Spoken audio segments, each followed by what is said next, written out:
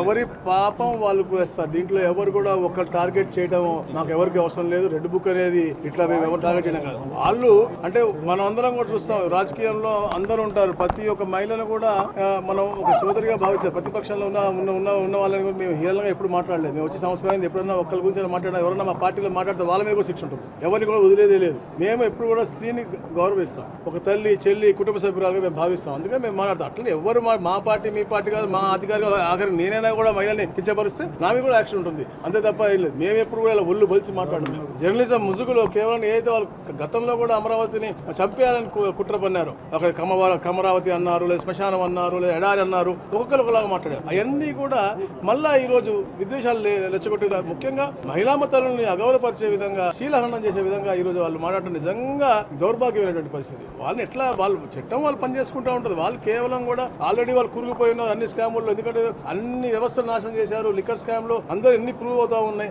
ఈడీలో కూడా జగన్మోహన్ రెడ్డి వారి యొక్క, నేను ఆ పేరు కూడా తీయను మామూలుగా, మాజీ ముఖ్యమంత్రి యొక్క ఆస్తుల మీద మళ్ళా ఎంక్వైరీ నడుస్తా ఉంది. సో ఎన్ని ఎక్కువ దాన్ని డైవర్ట్ చేయడం కోసం ఏదో అనబోయి ఇలా మహిళల్ని తేడం అనేది నిజంగా చాలా బాధాకర విషయం. ఎవరు కూడా రాజకీయాలు మహిళలకి అన్యాయంగా జరిగే విధంగా మాటలు కానీ చేష్టలు కానీ చేయడానికి ఎప్పుడు కూడా ఎవరు క్షమించరు.